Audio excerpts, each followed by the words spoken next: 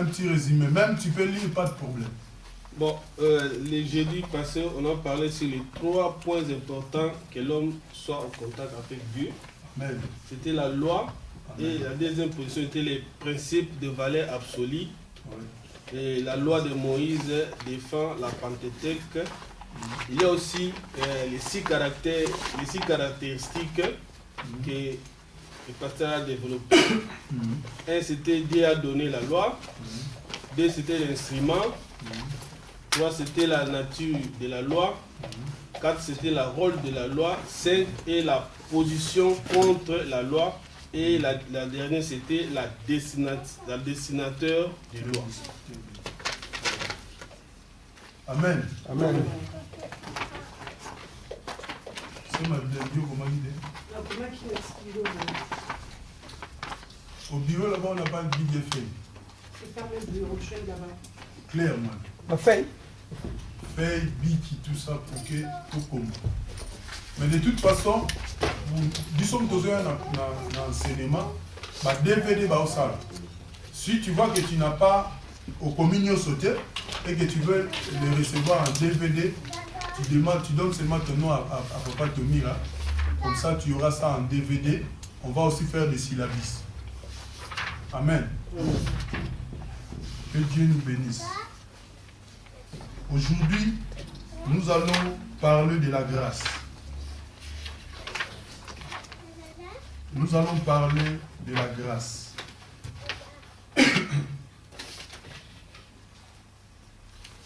Nous allons prendre nos Bibles.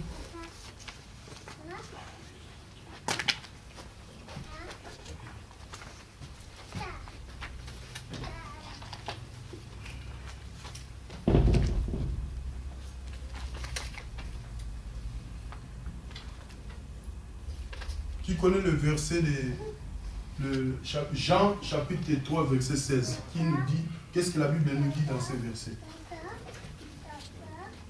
Dieu a tant aimé le monde qu'il a donné son Fils unique. Dieu a tant aimé le monde qu'il a donné son Fils unique, afin que quiconque croit à lui ne périsse point, mais qu'il ait la vie éternelle.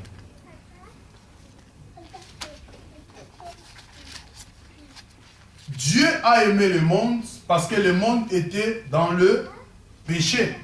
Quand il y a le péché, il y a la mort. Amen. Amen. Et Dieu, quand il a aimé le monde, donc il nous a aimés, il a sacrifié son Fils afin de recevoir la vie éternelle. Nous allons incliner nos têtes, nous allons prier pour la parole avec le frère Joe.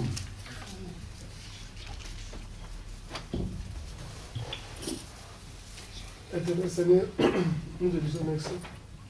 Merci pour la grâce que tu nous as accordée et fouler nos pieds encore de nouveau ici. Seigneur, je laisse cette soirée entre tes saintes mains. Encore de bénédiction dans sa parole. Dieu a tant aimé le monde qu'il a donné son Fils unique, qui est Jésus-Christ de Nazareth, afin que quiconque croit à lui ne périsse pas, mais qu'il ait la vie éternelle. Mais aujourd'hui, nous allons parler de la grâce. Alléluia. Amen. Nous allons parler de la grâce. La grâce nous conduit vers l'éternité. Amen. Amen. On a parlé de la loi condamnée. Parce que la loi, il y avait des principes carrés qui a été déjà dit à la loi que si tu fais ça, tu seras condamné par cette sanction. Alléluia. Amen. Mais aujourd'hui, nous voulons parler de la grâce. La grâce. Vous savez, nous qui n'sommes pas juifs, de la chair, alléluia, Amen. nous aimons trop la grâce. Parce que c'est au travers de la grâce que nous sommes devenus juifs spirituels. Amen. Parce que si on n'est pas enfant d'Abraham, on ne peut pas hériter avec le fils d'Abraham. Oh, Abraham, c'est lui le père de la foi. Amen. La grâce est née dans la lignée d'Abraham. Alléluia. Amen. Que Dieu nous bénisse. La grâce, c'est quoi? Qui peut définir la grâce? La grâce, c'est quoi? La grâce, oui. C'est une faveur qu'on donne à quelqu'un qui n'a pas mérité quelque chose, quoi. Alléluia. Gloire à Jésus. C'est Madeleine. Oui, j'allais dire la même chose. C'est Ce que tu n'as pas mérité, on te le donne parce qu'on a eu pitié de toi. C'est une espèce de pitié. Amen. Là, nous sommes à la définition de ceci. C'est ça le jeu. Ah, papa, oui. Ça, pour bien définir encore la grâce, c'est-à-dire que je vais définir comme un état de pitié qu'on a eu, que Dieu donne par rapport à un pécheur. C'est quelqu'un qui a été racheté, à qui Dieu a racheté par son sang, son péché. Amen. Moi, je vais dire aussi, comme on voit dans la vie courante, comme par exemple les prisonniers qui sont condamnés. Amen. C'est à la fin de l'année, comme ça, le président peut donner une grâce ou le roi peut donner une grâce. Voilà, c'est ça. Amen. Amen. Mais moi, je sais que notre roi des rois aussi, lui, il nous a graciés. Alléluia. Amen. La grâce, c'est quoi? Dans le dictionnaire biblique, qu'est-ce qu'on a dit de la grâce? Dans le dictionnaire biblique, on a dit la grâce est une disposition essentiellement bienveillante de Dieu envers l'homme. Amen. Alléluia. Amen. Ou une bénédiction particulière accordée par Dieu. Parce que la grâce est une bénédiction de la part de Dieu. Parce que la Bible nous dit que nous étions sous la malédiction de la loi. C'est la grâce qui est venue nous libérer afin d'obtenir la bénédiction. C'est une bénédiction de la part de notre Seigneur. Nous allons lire Ephésiens 2, verset. Vous savez, pour écrire, quand on donne des définitions comme ça, tu peux noter ce que tu peux noter. Alléluia. Amen. Ephésiens chapitre 2, verset 7, la Bible nous dit: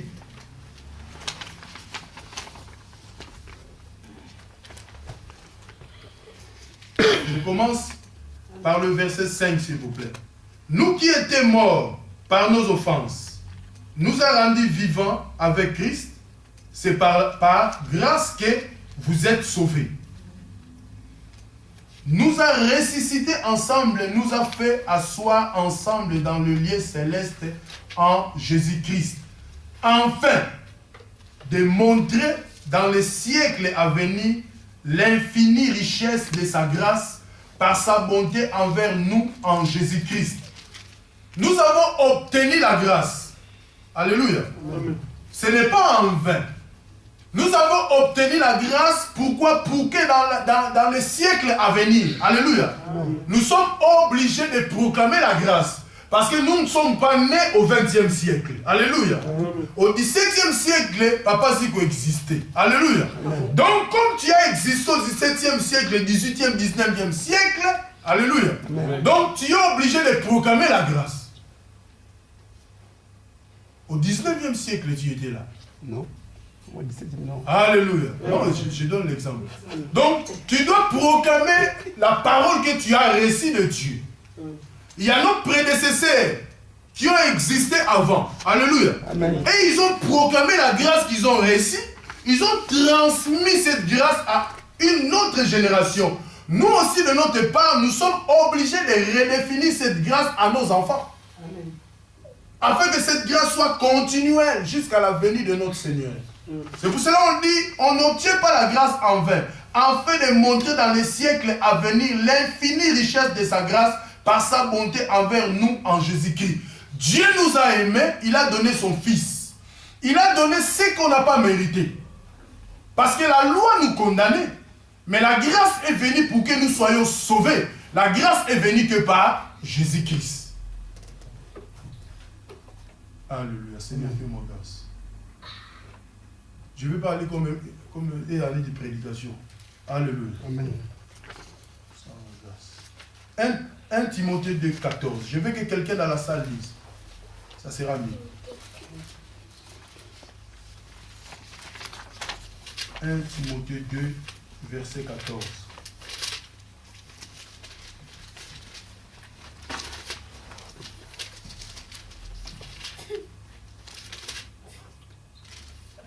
Une autre personne va lire Jean 1, 16. Après. 1 Timothée 2, 14. Adam n'a pas été séduit, mais la femme séduite s'est rendue coupable de transgression. Alléluia. Amen. Elle sera néanmoins sauvée en devenant mère si elle persévère avec modestie dans la foi, dans l'amour et dans la sainteté. Alléluia. Je vais essayer de commenter un peu. C'est au travers, nous, on obtient la grâce que par la foi. La grâce est là. Christ est mort. La Bible nous dit qu'il nous a rachetés. Mais il faut croire que Christ est mort pour te racheter.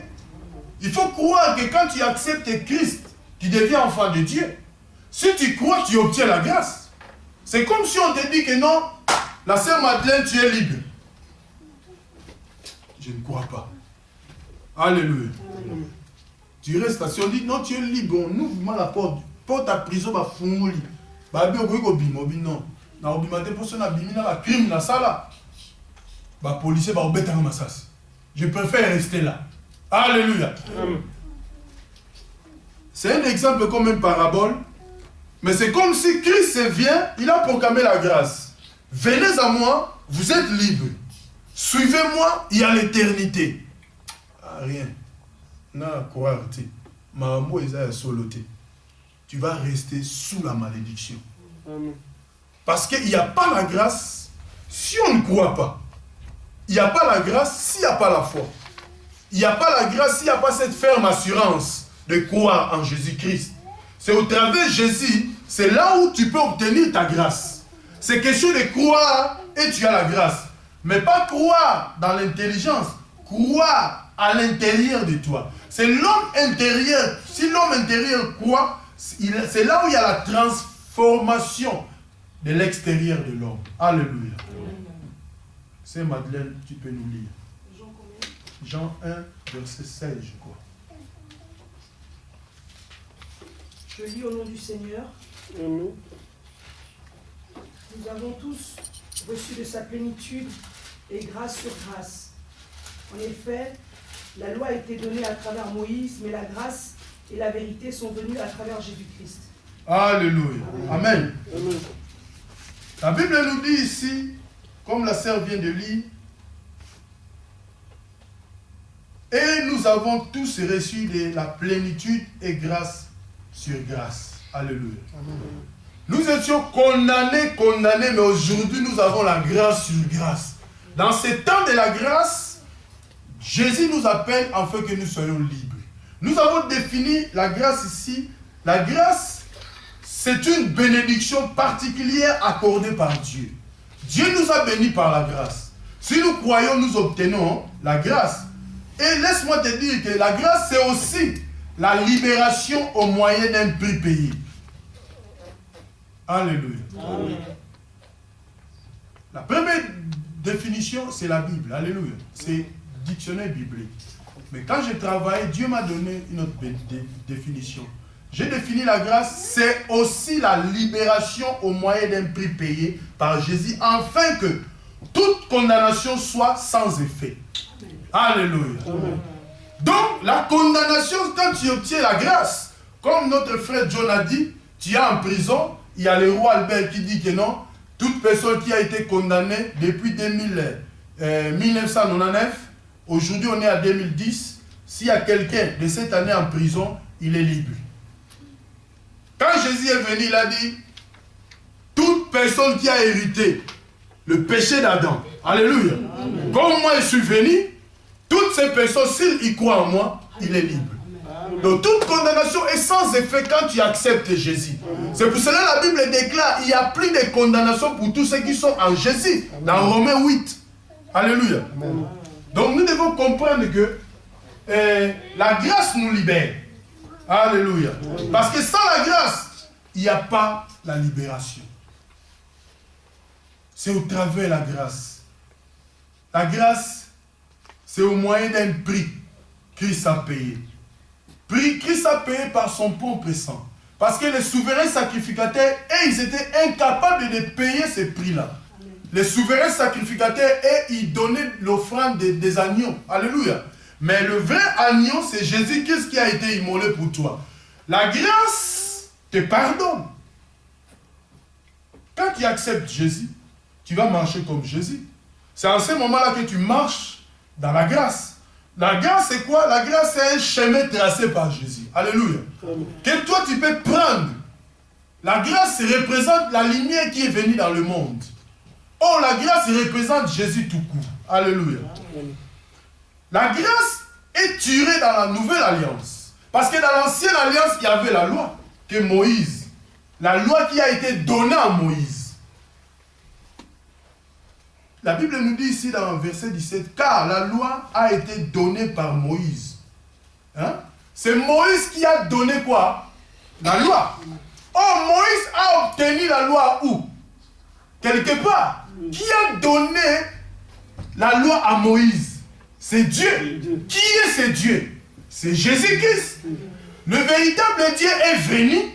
Lui maintenant, il a enlevé toute la condamnation que la loi condamnait afin d'obtenir la liberté. Alléluia. Donc quand il est venu, c'est lui qui a donné. Parce que la Bible nous dit ici, suivez-moi bien, car la loi a été donnée par Moïse, la grâce et la vérité sont venues par Jésus. Jésus lui-même, quand il est venu, il n'est pas monté sur une montagne pour obtenir la grâce. Alléluia. Lui-même, il était la grâce. Quand il est descendu, c'est lui qui est venu avec la grâce. Sa présence représentait la grâce. Mais Moïse, quand il est venu, il a libéré Israël. Il n'y avait pas la loi. Il fallait monter, descendre avec le tablette pour représenter une loi. Moïse était incapable de communiquer une loi aux enfants d'Israël pour que Israël marche dans la sainteté avec Dieu. Mais Jésus lui-même, il est venu, c'est lui qui représente la loi, il représente aussi la grâce. Parce que c'est lui qui a conduit Israël. Que Dieu nous bénisse. La Bible, j'ai défini encore. La grâce, c'est quoi? Avant de donner notre définition, j'aimerais qu'on lise Romains 3, 25. Romains 3, 25. Romains 3, 25. Quelqu'un dans la salle?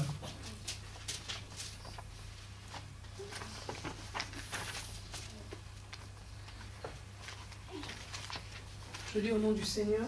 Amen. C'est lui que Dieu a destiné à être par son sang une victime expiatoire pour ceux qui croiraient. Il démontre ainsi sa justice puisqu'il avait laissé impunis les péchés commis auparavant, à l'époque de sa patience. Alléluia. Donc, la Bible nous dit ici, afin de montrer sa justice parce qu'il avait laissé impunis les péchés commis auparavant au temps de la patience. Alléluia. Amen. Il y avait les péchés qui étaient commis avant la loi. Alléluia. Amen. Le temps de la patience, c'est le temps aussi que nous sommes aujourd'hui. C'est le temps de la grâce. Il y aura un temps où la grâce va s'arrêter quand Jésus viendra pour prendre son église. Après la grâce, c'est-à-dire il n'y a rien. Après la grâce, c'est quoi?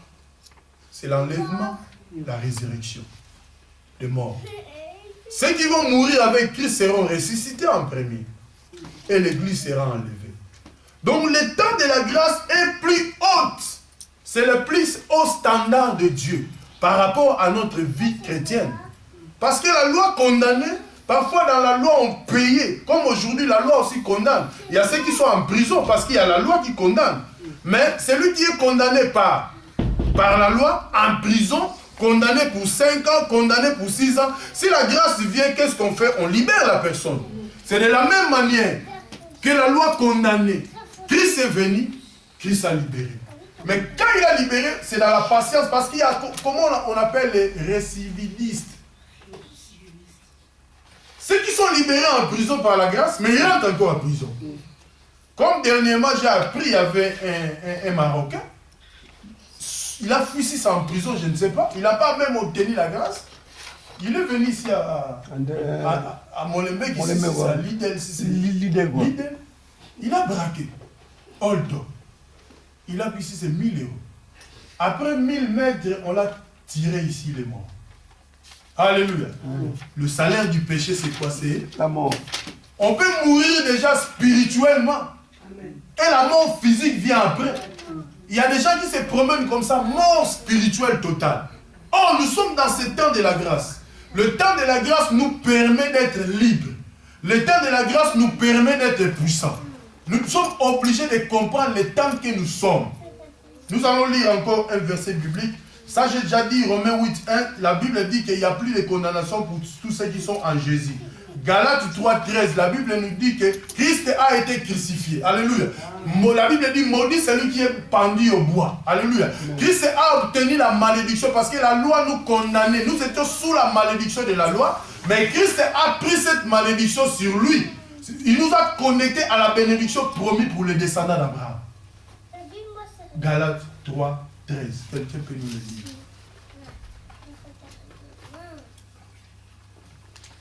Si tu tournes, tu te mets comme ça, tu lis. Galates 3, 13. Oui. Christ nous a rachetés de la malédiction de la loi, étant devenu une malédiction pour nous, car il est écrit, maudit et quiconque est pendu au bois.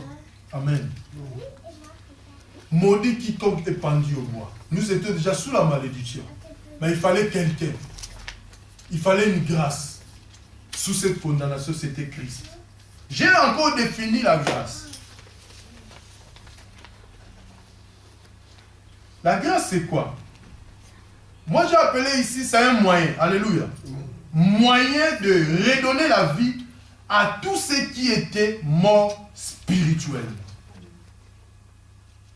Celui qui est mort spirituellement marche dans le péché. Nous étions sous la malédiction. Donc, nous étions morts déjà spirituellement. Parce qu'on ne pouvait même pas venir dans la présence de Dieu. Parce qu'il y avait une condamnation sur nous. Donc, c'est un moyen de redonner encore la vie à ceux qui sont morts spirituellement. Alléluia. Donc, nous allons lire Ephésiens 2, 4, 5. Ephésiens chapitre 2. Dans l'autre porte. Ephésiens 2, 4, 5. Je lis au nom du Seigneur. Mais Dieu est riche en compassion, à cause du grand amour dont il nous a aimés. Nous qui étions morts en raison de nos fautes, il nous a rendus à la vie avec Christ. C'est par grâce que vous êtes sauvés. Amen, amen, amen, amen, amen, amen. C'est par grâce que vous êtes sauvés. Si on est sauvé, c'est par la grâce. Donc quand on dit, si on est sauvé, c'est par la grâce, nous devons retenir quelque chose de grand. On n'est pas sauvé à cause de nos œuvres ou de nos capacités ou de nos privilèges. On est sauvé par pure grâce. Parce que Dieu nous a aimés. Parce que tu vois, au commencement, quand Dieu créa l'homme, il a dit, faisons l'homme à notre image, à notre ressemblance. Dieu, déjà, dès le commencement, il a aimé l'homme. Parce que l'homme représente Dieu. C'est pour cela que Dieu lui-même, quand il est venu sur la terre, il est venu comme un homme. Si on n'était pas à la ressemblance de Dieu, Jésus, quand il est venu sur terre, il voulait prendre une autre forme. Mais il a pris la forme humaine pour dire que Dieu est comme ça. Alléluia. Nous devons comprendre ces choses. Amen.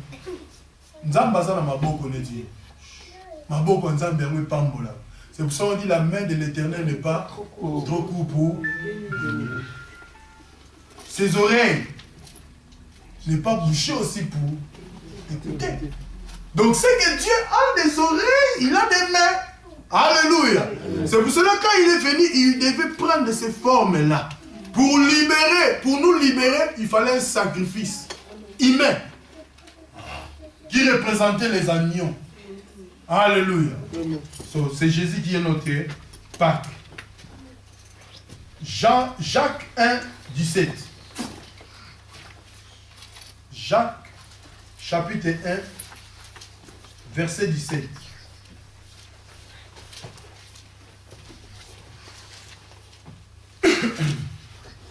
Jacques 17, je dis au nom de Jésus.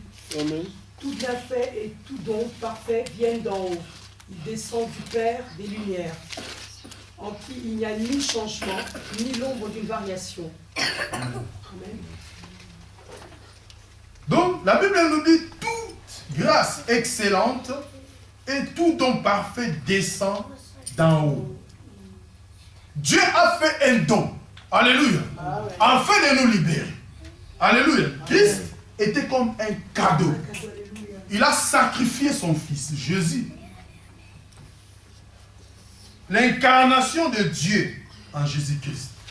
Dieu s'est donné parce qu'il avait le pouvoir de donner sa vie